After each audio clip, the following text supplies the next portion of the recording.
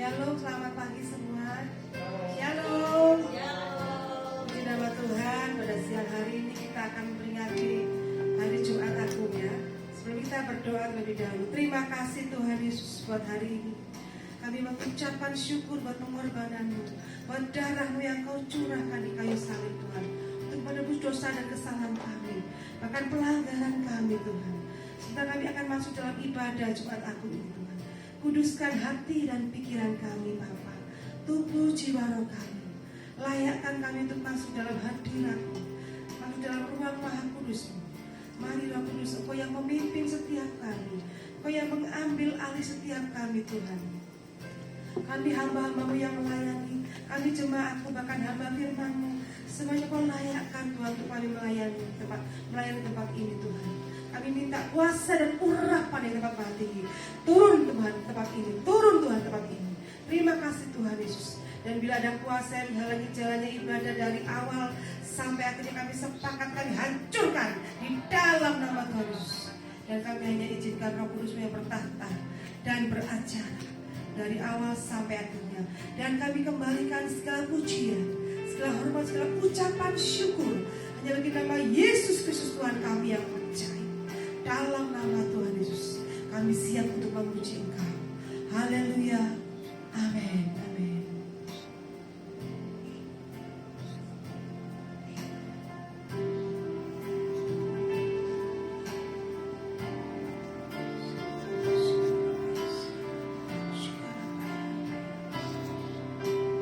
Saat ku masuk ke hadirat-Mu, bawa persembahan ke tempat kudus-Mu.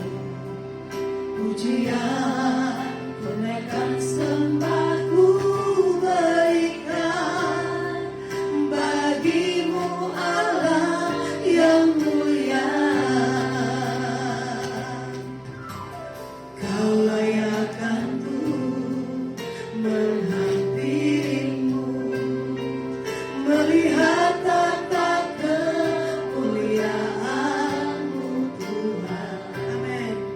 Pujian ku naikkan, sembah ku berikan bagi-Mu Allah yang mulia.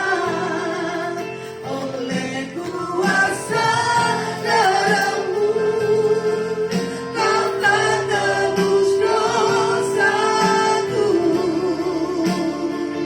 Kekudusan-Mu melingkupiku. Kasih Tuhan, kasih-Mu mengalir, memulihkan hidupku.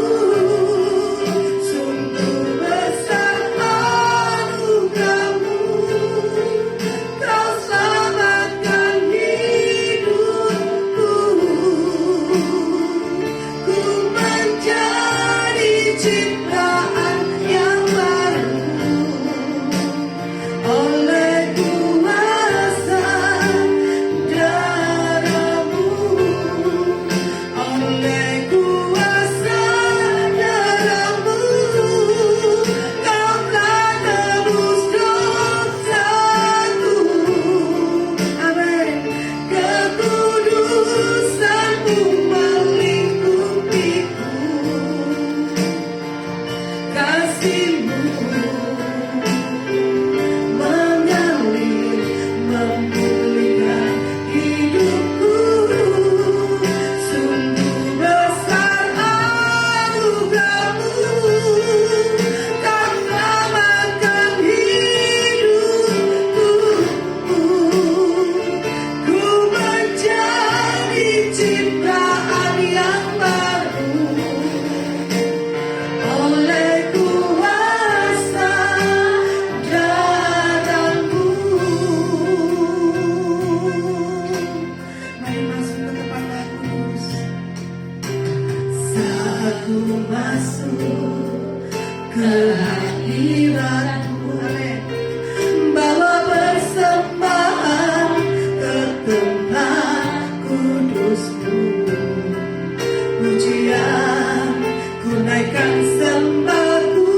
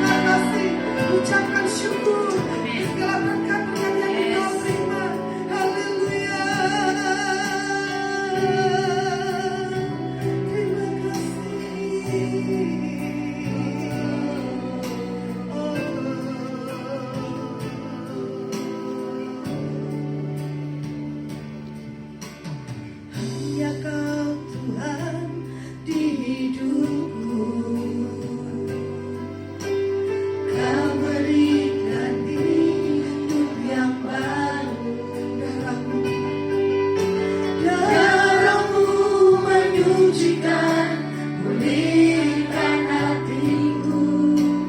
Ku nyatakan Kaulah segalanya. Amin. Engkaulah sumber pengharapan. Amin. Kuasa-Mu sanggup menyembuhkan. Jiwaku berserah hanya kepadamu. Yesus, Kaulah segalanya. Karena salib-Mu ku hidup.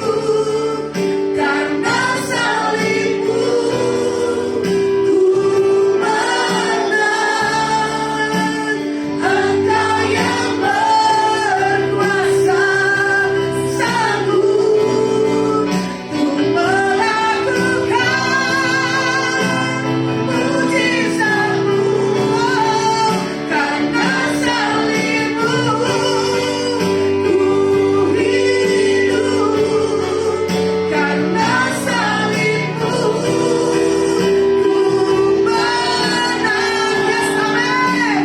Engkau yang berkuasa dan sanggup untuk melakukan mujizat-Mu di hidupku. Katakan hanya Kau Tuhan. Hanya Kau Tuhan di hidup. Yes, amin. Kau berikan hidup yang baru. Amin. Terima kasih Tuhan. Darah-Mu menyucikan, pulihkan Nyatakan Engkau segala-galanya Tuhan. segalanya. Amin. Engkaulah sumber pengharapan. Pesan menyembuhkan setiap kami Tuhan. Kuasa-Mu sanggup menyembuhkan. Amin. Jiwaku berserah hanya kepadamu. Yesus, Kaulah segalanya. Karena salib-Mu ku hidup.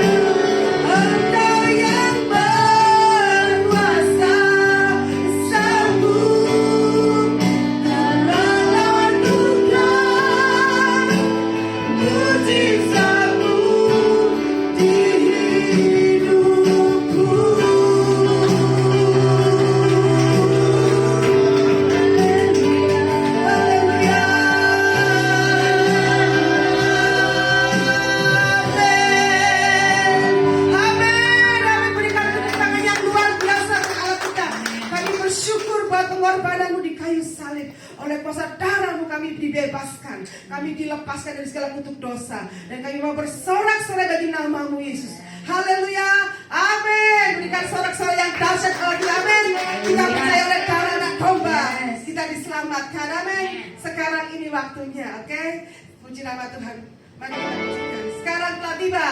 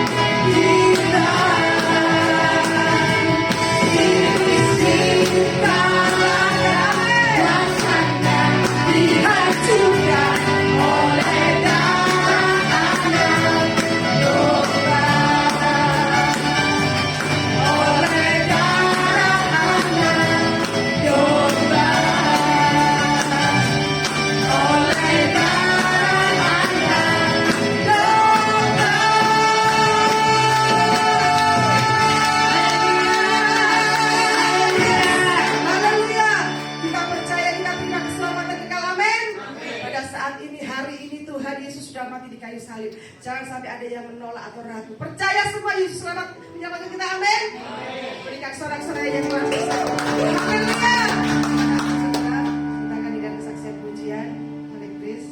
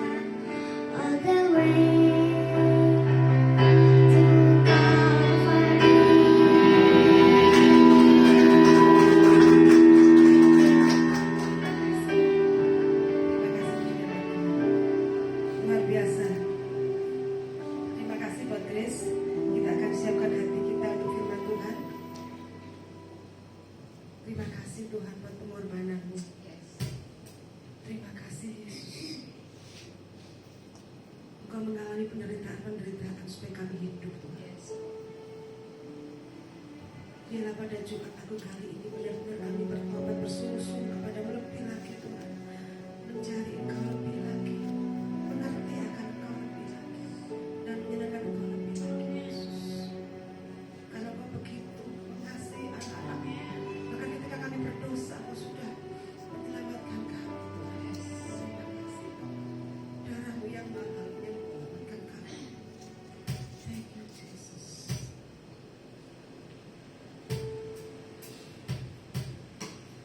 And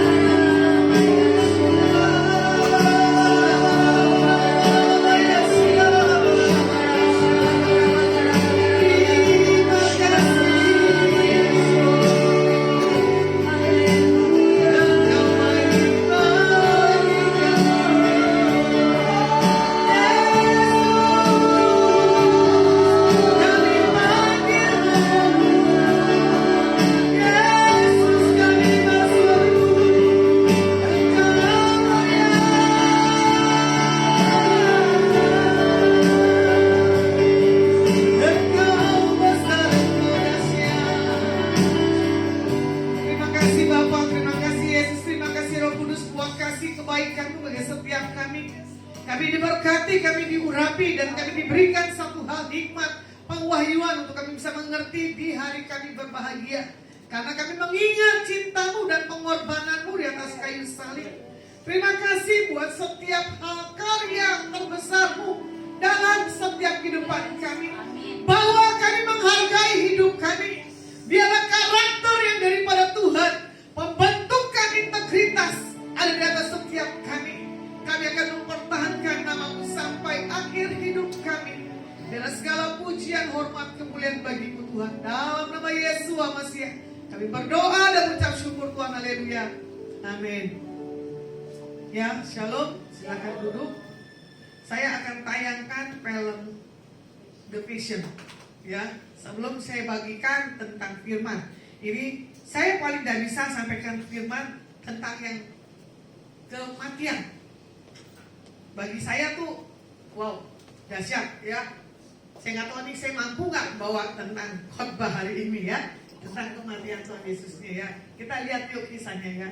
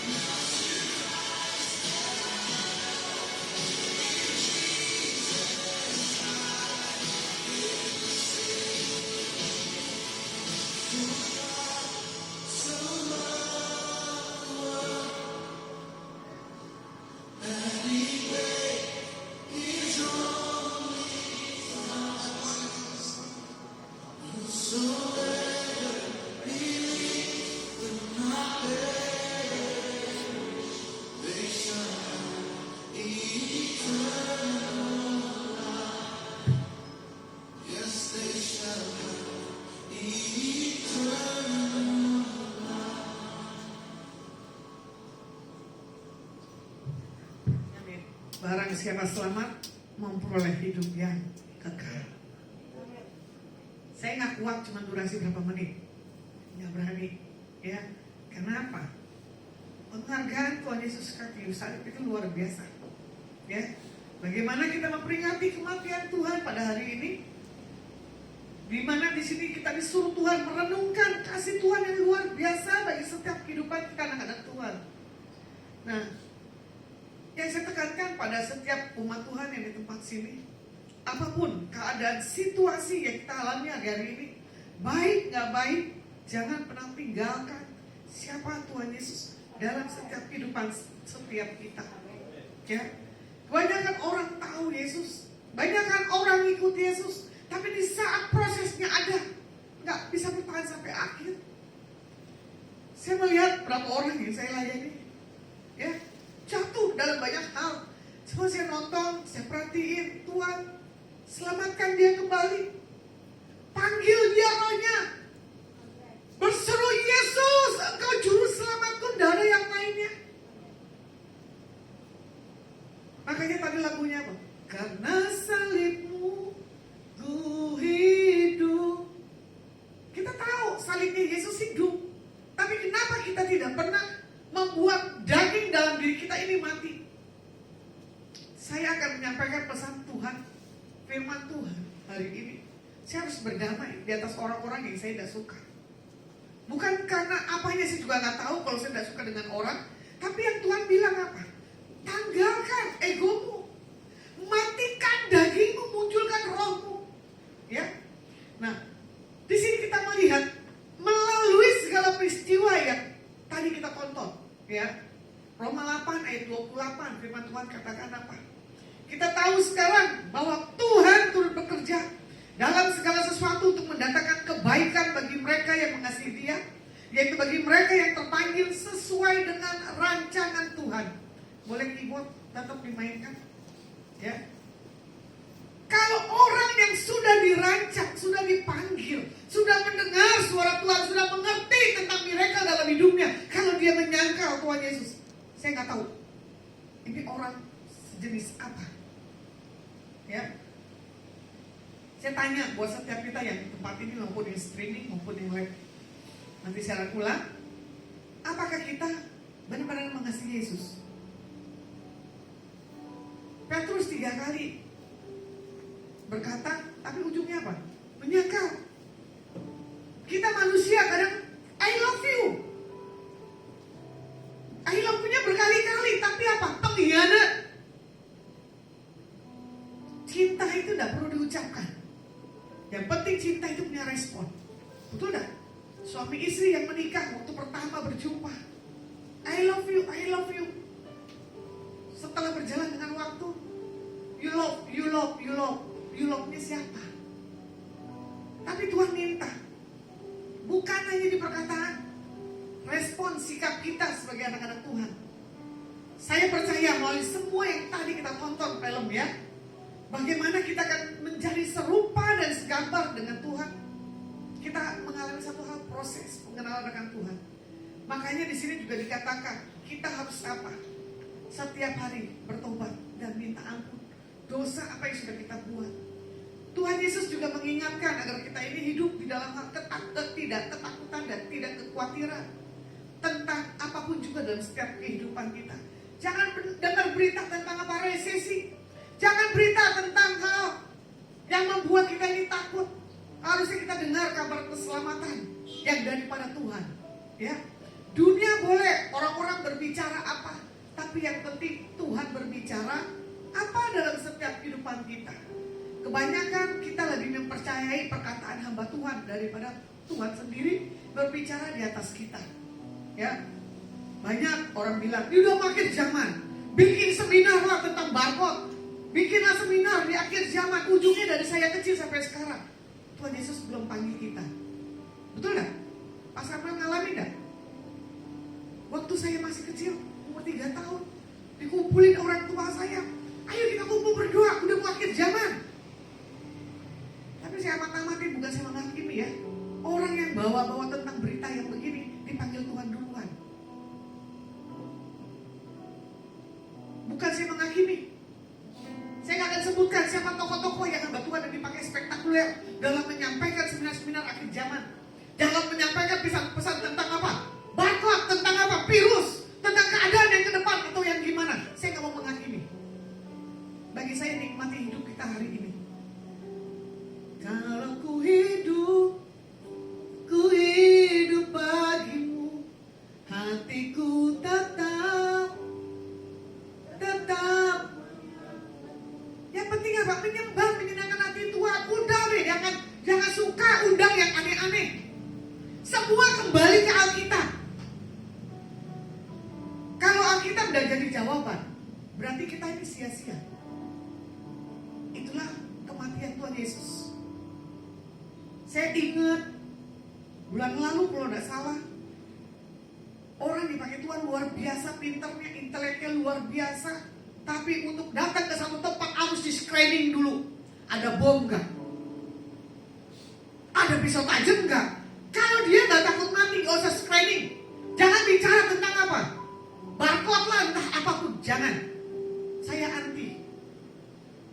Karena bagi saya, yang ku kehendaki adalah melakukan apa yang menjadi bagian daripada Tuhan. Makanya kadang saya udah bilang sama Tuhan, Tuhan kalau bisa panggil aja sekarang. Bukan saya titik lagi lemah. Karena apa? Terlalu muak. Lihat apa? Berita. Mendengar apa? Berita. Bukan yang semakin benar yang kita lihat. Semakin apa? Membuat kita ini dilema. Membuat umat-umat Tuhan semakin takut. Nah makanya buat hari ini kita kembali ke Alkitab. Sebab firman Tuhan Allah yang Maha Kudus Allah Israel di sini dikatakan apa? Dengan bertobat dan tinggal diam, kamu diselamatkan. Dalam tinggal tenang dan percaya terletak kekuatanmu. Yesaya 30 ayatnya yang 15. Kondisi kita apapun, di sini Tuhan bilang apa? Udah diam, tinggal tenang. Jangan cari berita. Jangan ingin tahu ini pesan Tuhan melalui hambanya ini siapa. Jangan. Jalani dan nikmati. Kalau mau dilihat bagaimana Tuhan Yesus meninggal, ya, dikuburkan pada hari ketiga. Tuhan Yesus bangkit. Makanya di sini dikatakan firman-Nya apa? Roma 3 ayat yang ke-23. Semua orang telah berbuat dosa dan kehilangan kemuliaan Tuhan. Dan upah dosa ialah maut. Mati kekal selama-lamanya di neraka. Karena semua orang yang telah berbuat dosa telah kehilangan kemuliaan Tuhan. Sambil diputar ada suaranya, tidak apa-apa videonya, ya, yang tadi. Nah, jadi kalau mau dilihat, setiap kita yang berdosa, kita punya setiap upahnya, ganjaran kita masing-masing. Tapi kalau kita sudah di dalam Tuhan, itu tidak ada. Nah, neraka adalah satu tempat yang sangat menakutkan. Kita mau bagian yang di mana ini? Surga atau neraka? Ya kan? Kalau kita surga, kita duduk diam dan tinggal tenang. Jangan berfokus atau jangan punya satu hal ketakutan melebihi dari setiap apa yang Alkitab katakan. Bagaimana cara Tuhan mau dilihat ya menyelamatkan kita, yaitu Tuhan yang tidak mengenal dosa dijadikan dosa karena kita, supaya dia, mereka yang percaya kepadanya, dibenarkan oleh Tuhan Yesus. Jadi kalau kita sudah dibenarkan oleh Tuhan Yesus, kenapa kita harus takut? Kenapa kita harus khawatir? Contoh, satu minggu saya mengalami satu hal kelemahan, sakit penyakit. Saya diemin, saya minum vitamin yang begitu mahalnya, katanya bagus, gak ada fungsinya. Satu kata saya cuma bilang begini, apa saya tipes? Atau saya demam berdarah? Itu udah satu hal ketakutan, kekejian di mata Tuhan, betul gak? Kenapa? Ini tubuh baik Tuhan. Akhirnya saya berangkat pergi ke dokter. Saya sampai cek darah. Sampai Katie bilang, bahasanya gak usah saya sebutin, saya ketawa. Karena apa? Drop badan ini yang menentukan saya kena COVID apa enggak. Karena apa? Panasnya tertentu. Tipes juga sama kan? Panasnya tertentu. Saya pikir di antara yang itu. Ternyata dideteksi di lab, saya nggak mengalami sakit penyakit apapun. Cuma saya bilang begini, atau karena saya kecapean, atau karena saya salah makan, atau saya seperti apa Tuhan. Di situ saya bertobat. Cuman obat murah berapa puluh ribu doang aja, ini saya pulih. Dah harus vitamin jutaan yang saya beli kemarin. Karena orang bilang apa? Vitamin ini bagus bagus. Vitamin 1.700.000 kalah dengan amoxicillin. Dan apa tuh tadi tuh obat saya ada 3 apa 4. Saya bilang Tuhan ini cuma sekian rupiah. Karena salib Yesusnya saya tidak agungkan. Karena salibmu ku hidup, ya. Saya nggak pakai salib Yesus. Saya amati ini obatin jutaan Tuhan kok ya begini. 1 minggu saya konsumsi obat jutaan, uang saya sampai ya nggak harus saya keluarin, saya harus keluarin. Kalah dengan obat antibiotik ya. Kecek-kecek. Saya sampai ketawa sama Tuhan. Tuhan, darahmu mahal. Tapi jangan disia-siain. Tuhan, obat jutaan mahal, tapi tidak mampu. Gak ampuh. Kalah dengan obat yang murahan. Makanya kalau Tuhan bilang begini, udahlah, lu jangan belagu. Gue udah beli, gue udah tebus. Hidup jangan macam-macam. Ya, hidup buat Tuhan, bukan buat yang lain-lainnya. Nah, kalau kita amati bagaimana kematian Tuhan Yesus adalah sangat tidak manusiawi. Betul tak? Udah gak salah, disalah-salahin. Udah gitu dituduh. Coba kita disalah-salahin, ngamuk gak? Ngamuk, kenapa? Daging, kenapa? Masih di bumi. Contoh, hari itu ada pesta sukacita, gitu. Sesama rekan-rekan hamba Tuhan kumpul, biasa kan? Jahit, betul tak? Kalau saya sih orangnya gak mau jahit. Saya munculkan lagunya Jamrut. Hari ini, itu hari yang kutunggu, bertambah 1 tahun usiaku. Terus bahagialah selalu yang ku beri, gitu kan? Bukan jam dan cincin, gitu. Bukan seikat bunga atau puisi atau kalung hati. Maaf, ya kan? Bukannya beli. Di salah saya nyanyikan Jamrut, saya joget. Semua hamba Tuhan lihat, kok ulas mal bisa joget. Saya bilang, weh, masih di bumi. Ya, jadi kalau masih di bumi ya gaya bumi, nikmati itu lagunya Jamrut. Kalau sukacita mau ulang tahun, kenapa kita harus jahit? Identitas pendeta buang. Identitas kita penginjil buang. Yang penting apa? Happy. Makanya Tuhan bilang begitu yang tadi. Karena pengorbanannya dia di atas kayu salib. Kalau kita masih berbeban berat, jangan ikut Yesus. Kalau muka kita tidak menentukan untuk ikut Yesus, jangan ikut Yesus. Itu yang saya udah bilang. Makanya orang bilang begini loh. Orang bisa dilihat dari raut wajahnya. Orang yang penuh urapan dari penuh urap. Orang yang perlu pergumulan dan tidak pergumulan. Makanya orang berhadapan dengan siapa?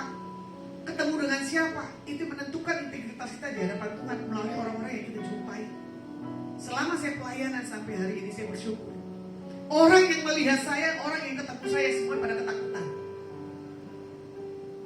Ketakutan bukan karena mata saya belok atau karena saya galak. Karena apa? Saya punya roh yang kuat. Jadi kalau orang yang gak punya roh yang kuat, gampang terbuka. Gampang dimainkan oleh kuasa kegelapan yang lainnya. Ada pernah dengar gak kesaksian saya kemarin? Ada satu orang pinter, dia seorang hebat di kota satu tempat. Dia dengar kesaksian saya. Dia dengar nama saya, cuma dia bilang apa? Ibu ini baik dan suka nolong. Coba kasih lihat fotonya. Dia minta foto saya bilang, ayo kirim. Biar dia ramal wajah saya seperti apa. Tapi orang ini belum kasih jawaban ramalannya apa tentang pribadi saya. Itu tidak melihat wajah ya. Itu bapak itu bisa bilang begitu. Bapak itu juga bisa bilang apa? Ibu ini jalan perjalanan pulang. Ya, dari Jawa Timur ke Jawa Tengah. Saya sampai geli ketawa. Tuhan, kenapa paranormal bisa tahu kalau kita jalan? Kenapa kita yang di dalam Tuhan tidak bisa seperti paranormal? Kenapa? Berbeban berat. Jadi hidupku menggenapi firman-Mu. Oh, tanda mujizat sertai tiap langkahku. Oh, juga kalian khawatir. Kau bersamaku di dalamku, jadi bukti kebesaran-Mu. Kalau saya pribadi sudah jadi bukti saksi. Kalian saya tidak tahu jadi saksi bukti nggak di luar. Karena apa? Saya suka bermain dengan orang-orang paranormal. Karena apa? Saya benci orang-orang yang dibohongi dengan orang-orang paranormal. Karena apa? Nggak ngerti siapa pribadi Yesusnya. Mau paranormal kece-kece, mau paranormal kelas kakap, saya bermain. Bukan saya sombong. Ayo ramal saya pikir pakai tangan. Itu peramal Indonesia terkenal. Gak bisa, Bu. Gak pakai tangan, tanggal lahir. Oke, main tanggal lahir. Saya bilang apa? Salah semua. Sekarang saya gantian yang ramal kamu, Bu. Ibunya apa? Nangis. Jangan bodohi umat manusia. Ibu bertobat. Ibu nafkah bukan dari ramalan. Ibu nafkah daripada Tuhan Yesus. Sama seperti Bapak ini saya lihat. Mana foto Bapak ini? Wow, ilmunya tinggi banget. Wow, punya ilmu goib. Tahu ilmu goib? Hah? Apa ilmu goib? Ilmu goib gini loh. Uang gak ada jadi ada. Itu goib. Gak mau ketawa. Karena yang ditemuin ini janda. Dia baru ngebanting buat bayar utang 85 juta gimana. Bapak itu udah tahu. Nanti kalau lu gak punya duit, lu pegang ini barang, nanti ada itu duitnya.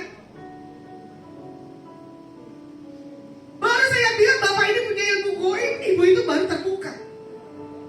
Bu, Bapak ini mau ketemu kamu. Boleh ketemu. 2M depan mata saya. Goibnya munculin ke bumi. Hari itu juga ada kisah. Bapak Kostus waktu sebelum diambil Tuhan. Orang Katolik, tapi cinta Tuhannya luar biasa, dan semua orang bisa sembarangan. Dia kalau nolong teman-temannya, wah the best. Jadi kalau orang ibuku telepon, saya langsung melucu, saya batalin semua pelayanan. Saya ikut Bapak ke Salatiga. Ini kisah yang lucu. Dia punya ilmunya tinggi. Ular sampai di atas, ke bawah pahanya. Saya cuma begini, au katanya. Saya gini lagi, au. Badannya gede, saya tekuk begini aja bilang au. Tapi kalau normal, gak mungkin au dong, betul gak? Tuhan cuma bilang begini, Pak, uang lu keluarin yang di gunung yang gue taruh sembayangin, kasih gue 1M. Orang mau minta tolong doain, ini orang pendeta minta duit lagi. Bayangin, udah Pak yang dibohongin, saya bilang sama bapakku, Pak, ini uangnya banyak. Jangan percaya dengan orang ini, Pak. Bapakku keluarin tuh uangnya. Saya bilang ada uangnya, Pak, di gunung. Diumpetin secara gaib.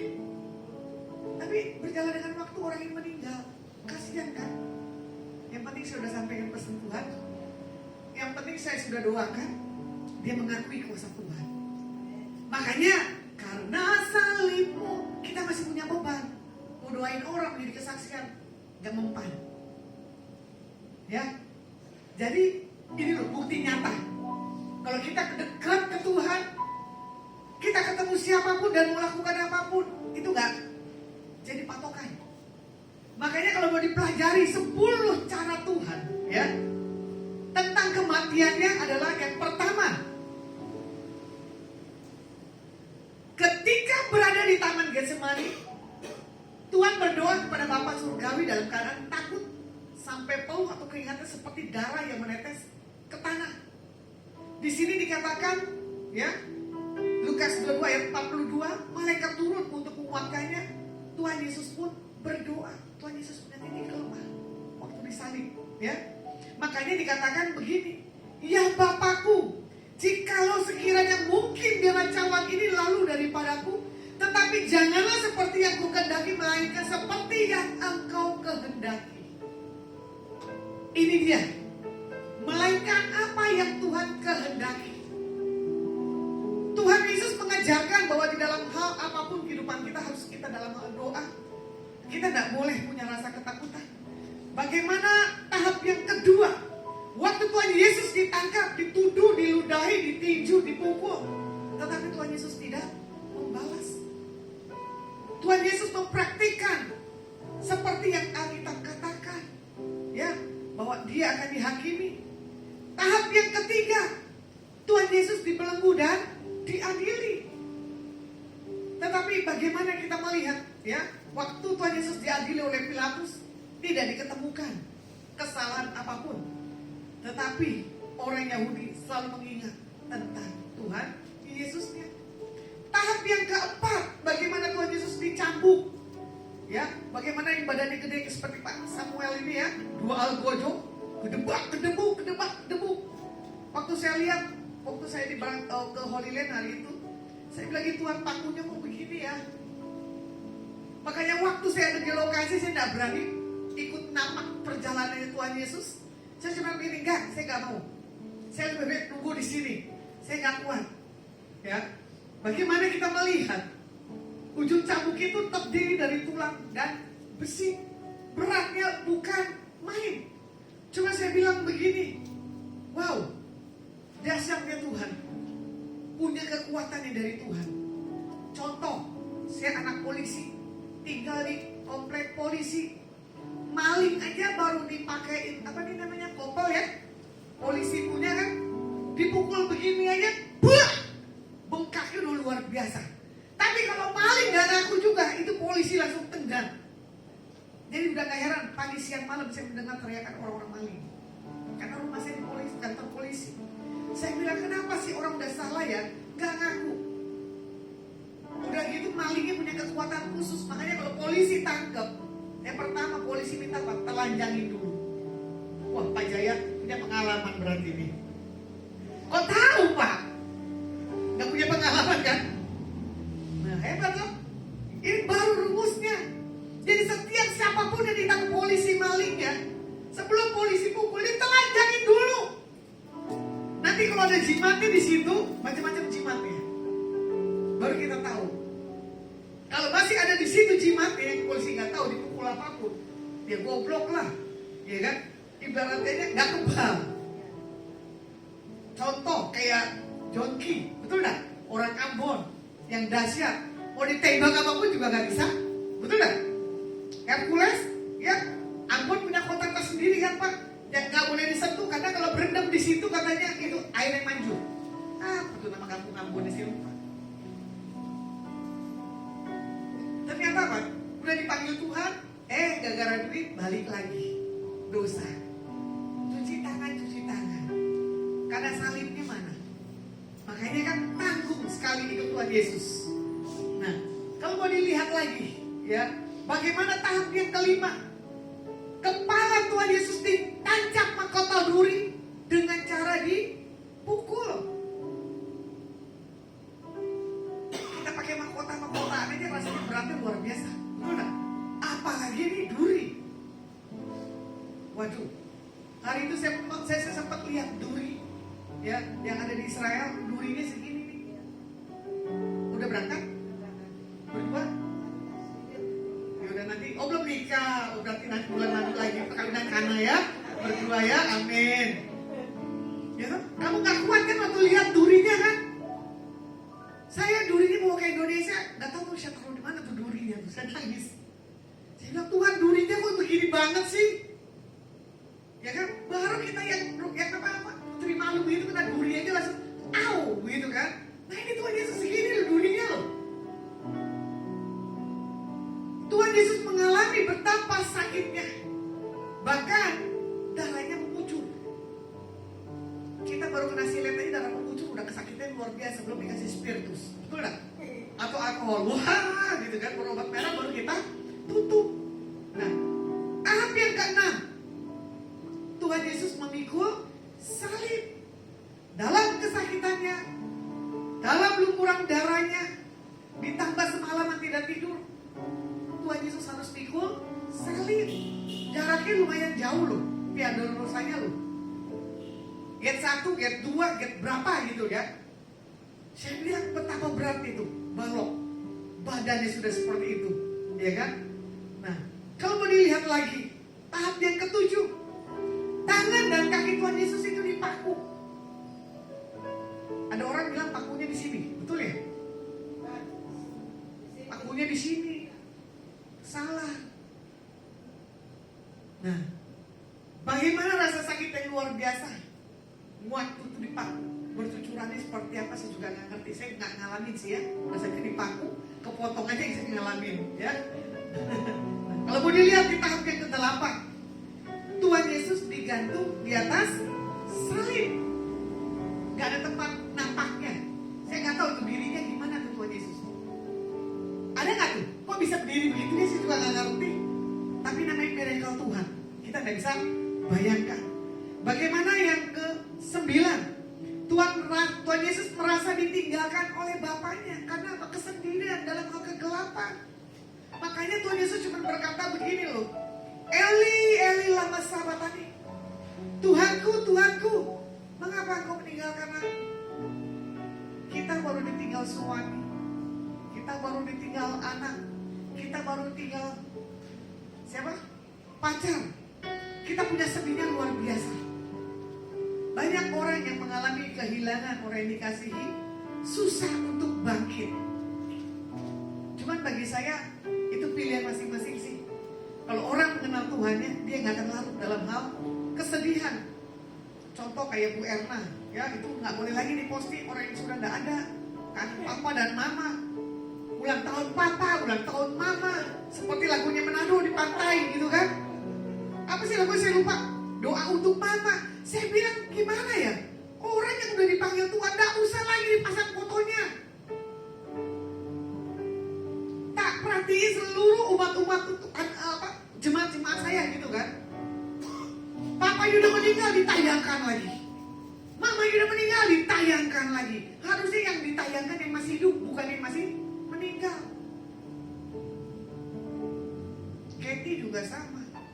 Ya, pasti membayangkan tentang figur papanya yang gak layak waktu menghadap ke Tuhan. Tapi gak boleh, harus diingat. Setiap ada ingatan harus diusir. Karena apa? Itu yang membuat kita sedih. Kita mengenang aja bagaimana dia ada di bumi. Saya juga sama, maaf ya, bapak saya meninggal gak pernah saya kunjungin di kuburannya. Kecuali kalau saya punya pelayanan di tempat bapak saya meninggal, baru saya datang, saya lihat, gajak ngomong. Kalau mama saya, udah ya gue pulang ya. Saya bilang, mah orang udah di surga kok kamu, udah ya pulang ya. Kadang saudara saya gini, nih gue kasih rokok, nih gue kasih kopi. Saya bingung kadang lihat saudara saya bawa kopi, bawa rokok buat siapa, saya pikir gitu kan. Itu tradisi, dibohongin. Saya juga nggak tahu, saya nggak punya suami, nggak punya anak, meninggal mau diapain pun nggak ada urusan. Yang penting roh saya satu dengan Tuhan. Ya, roh kita dipanggil. Makanya orang yang mengenal Tuhan nggak bersenter pribadinya, dia bersenter melakukan apa menjadi kehendak Tuhan. Kalau tadi itu bapak yang punya ilmu bisa bilang kita ini baik, suka nolong. Masa kita yang orang yang dalam Tuhan nggak bisa menjadi satu hal teladan buat orang-orang seperti itu. Makanya Tuhan minta buat setiap kita, ya, untuk kita selalu mengingat, memberitahukan kepada orang tentang jalan kehidupan. Di dalam Tuhan Yesus sudah ada yang di lain-lainnya. Di tahap 10, bagaimana Tuhan Yesus berseru dengan suara nyaring, ya Bapa, ke dalam tanganmu kuserahkan nyawaku. Dan sesudah berkata demikian, menyerahkan nyawanya, kemudian Tuhan Yesus itu meninggal. Kalau Tuhan Yesus tidak meninggal, kesaksian hidupnya, betul tak? Pengorbanannya menjadi sia-sia. Makanya baik yang di sini maupun yang menyaksikan live atau siaran ulang, kalau masih ada dosa yang menempel yang belum kita akui di hadapan Tuhan, minta ampun. Supaya apa?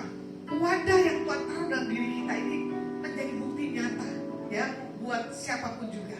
Makanya mengapa Tuhan Yesus harus meninggal secara demikian? itu yang tidak mudah, karena tanpa ada penumpahan darah tidak ada pengampunan dosa. Ya, Ibrani 9 ayat 22. Makanya juga kalau kita lihat Yesaya 53 ayat 4 dan kelima, firman Tuhan katakan begini, sebenarnya penyakit kita lah yang ditanggungnya, sengsara kita lah yang dideritanya, padahal kita menyangka penderitaannya itu hukuman Tuhan baginya. Tetapi ia dilukai karena dosa-dosa kita dan didera karena kejahatan kita. Ia dihukum supaya kita diselamatkan, karena bilur-bilurnya kita disembuhkan. Kita bisa melihat bagaimana Tuhan Yesus tertikam oleh karena pemberontakan setiap kita. Tuhan Yesus diremukkan karena kejahatan kita. Ganjaran adalah satu hal keselamatan bagi setiap kita, anak-anak Tuhan. Apa yang terjadi kalau Tuhan Yesus tidak bangkit? Pertama adalah sia-sia pemberitaan Injil Tuhan. Yang kedua, sia-sia kepercayaan kita akan tetap mati di dalam dosa-dosa kita. Yang ketiga, kita adalah orang-orang yang paling malang di antara semua manusia. Makanya kalau orang yang sudah mengenal kasih Tuhan, dia akan mengerti dan memahami cinta kasih Tuhan. Dia akan mengerti apa menjadi kerinduan dan keinginan Tuhan. Nah, di sini dikatakan apa? Biarlah setiap kita di 1 Korintus 15 ayat 14, ya.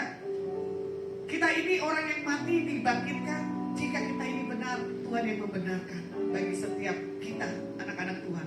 Nah, kalau mau dilihat di Markus 4 ayat ke-39, ia pun bangun menghabis angin dan berkata kepada danau itu, diam, tenanglah, angin itu reda dan danau itu menjadi teduh sekali.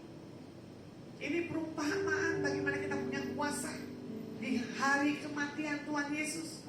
Kita harus menghabis apa yang menghalangi, apa yang membuat kita tidak bisa mempunyai satu hal, kebangkitan. Nah, makanya di sini juga dikatakan apa? Perkatakan Mazmur 91 ayat 1 sampai 16. Nah, kalau mau dilihat bagaimana kita melihat cara Tuhan membuat sesuatu hal yang berbeda dalam setiap kehidupan setiap kita, anak-anak Tuhan. Di dalam memasuki perayaan kematian Yesus Kristus di atas kayu salib, mari kita memperingati dengan rasa syukur, sebab keselamatan yang Tuhan berikan dan kita terima dengan iman percaya dalam Yesus itu nggak akan sia-sia. Jadi kalau Tuhan Yesus sudah dihina, supaya apa? Kita dimuliakan. Kalau Tuhan Yesus sudah disingkirkan, supaya kita apa? Bisa terima kemurahan yang daripada Tuhan. Tuhan Yesus yang disiksa, Tuhan Yesus yang mencurahkan darahnya supaya kita disembuhkan, Tuhan Yesus yang mati supaya kita menerima kehidupan yang kekal. Firman saya cukupkan sampai sekian. Mari kita berdoa. Terima kasih buat cinta kasih-Mu, buat kebaikan-Mu bagi setiap kami. Biar kami menghargai akan setiap karya salib-Mu di atas kayu salib bagi setiap kami, Tuhan.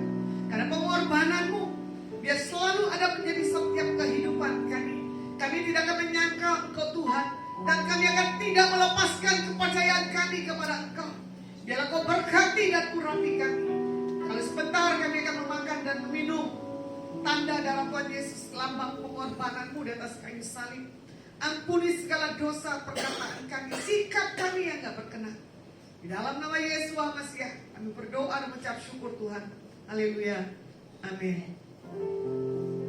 Saya undang Pak Gembala Pak Peki yang pimpin perjamuan.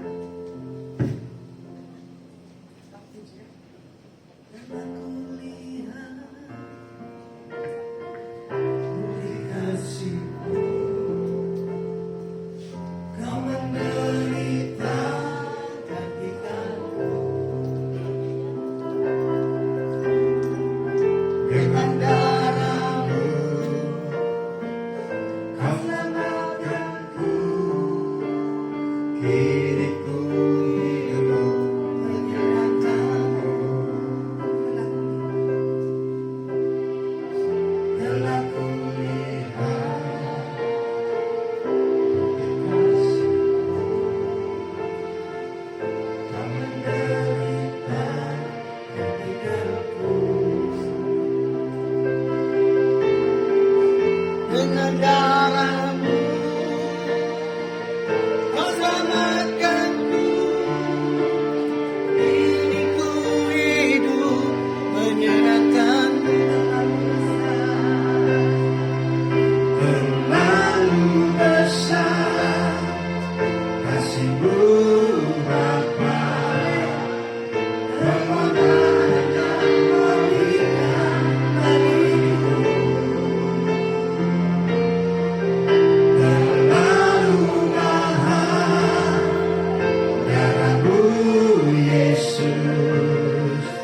tercurah untuk menebus hidup. Mari saya undang kita semua bangkit berdiri, kita angkat dua di tangan kanan kita. Lalu besar kasih-Mu Bapa, pengorbanan yang Kau berikan bagiku. Terlalu mahal darah-Mu Yesus, tercurah untuk menebus hidupku, tercurah untuk menebus hidupku, tercurah untuk menebus hidupku.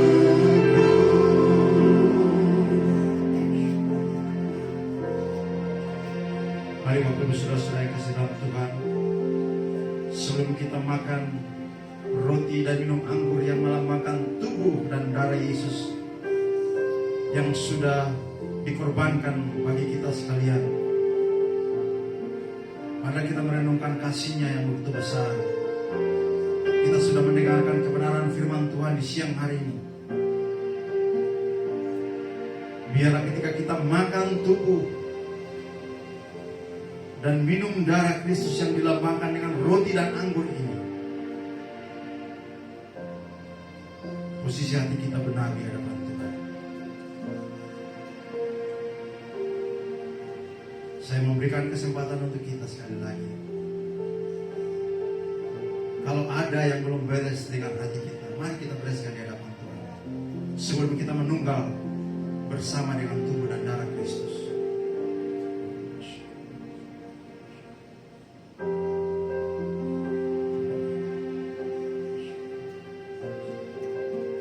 Mari Bapak Ibu Saudara-saudara sekalian, kita angkat roti tinggi-tinggi di tangan kanan kita dan dengarlah firman Tuhan. Sebab apa yang telah kuteruskan kepadamu telah aku terima dari Tuhan, yaitu bahwa Tuhan Yesus pada malam waktu Ia diserahkan mengambil roti, dan sesudah itu Ia mengucap syukur atasnya. Ia memecah-mecahkannya dan berkata, inilah tubuhku yang diserahkan bagi kamu. Perbuatlah ini menjadi peringatan akan aku. Mari kita makan bersama-sama dalam nama Yesus.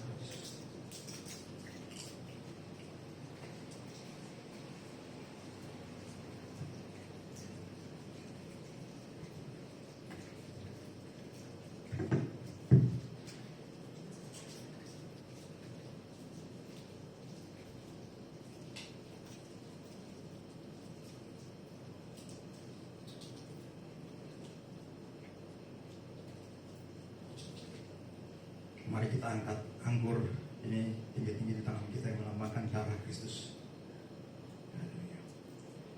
Dan dengarlah firman Tuhan. Demikian juga Ia mengambil cawan sesudah makan, lalu berkata, cawan ini adalah perjanjian baru yang dimeteraikan oleh darahku. Perbuatlah ini setiap kali kamu meminumnya menjadi peringatan akan aku. Sebab setiap kali kamu makan roti ini dan minum cawan ini, kamu memberitakan kematian Tuhan sampai Ia datang. Mari kita minum bersama-sama dalam nama Tuhan. Mari kita bersyukur. Terlalu besar kasih-Mu Bapa, pengorbanan yang Kau berikan bagiku. Terlalu mahal darah-Mu Yesus, tercurah untuk menebus hidupku. Terlalu besar kasih-Mu Bapa, pengorbanan yang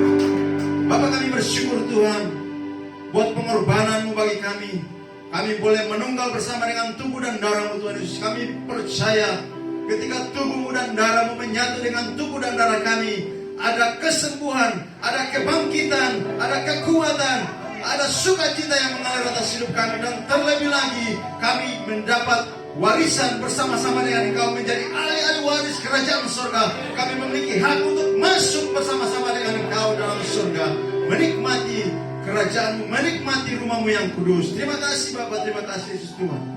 Kami bersyukur sekali lagi Tuhan Yesus buat pengorbanan-Mu di kayu salib bagi kami. Terima kasih Bapa, terima kasih Yesus Tuhan. Dalam nama Yesus Kristus Tuhan kami berdoa dan bersyukur kepada Bapa di surga. Haleluya, amin. Ya, sebelum kita menutup ibadah kita di siang hari ini, ada pengumuman. Nanti hari Minggu, setiap hari Minggu di tempat ini jam 11 siang, silakan duduk dulu. Kita akan adakan ibadah Adonai. Kita sudah berlangsung hampir 2 bulan untuk pulang lebih. Dan setiap jam 11 siang hari Minggu kita akan tetap. Jadi ini hari Jumat, nanti Sabtu, Minggu kita ketemu lagi. Kalau Bapak Ibu Saudara-saudara yang punya waktu boleh ambil bagian. Memang kita tetap streaming. Kalau punya saudara atau ada teman dari Semarang juga boleh diajak untuk bersama-sama dengan kita di tempat ini jam 11 siang hari Minggu. Mari sekali lagi kita akan tutup ibadah kita di siang hari ini. Kita bangkit berdiri. Kita angkat satu pujian. Kami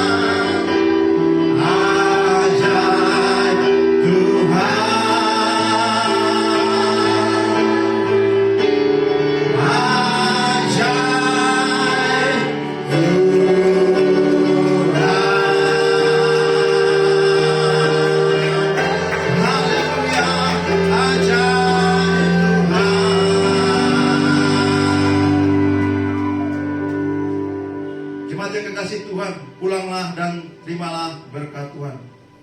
Tuhan memberkati engkau dan melindungi engkau. Tuhan menyinari engkau dengan wajahnya dan memberi engkau kasih karunia. Tuhan menghadapkan wajahnya kepadamu dan memberi engkau damai sejahtera. Biarlah berkat dari Bapa, cinta kasih daripada Yesus Kristus Tuhan, dan persekutuan oleh Roh Kudus itu tetap tinggal menyertai kekasih-kasih Kristus sekalian, mulai hari ini, besok, kekal sampai selama-lamanya. Maranatha, Tuhan Yesus datang menjemput kami semua. Kami minta berkat Tuhan ini hanya dalam satu nama, yaitu dalam nama Tuhan Yesus Kristus yang menjadi Tuhan dan Juru Selamat hidup kami.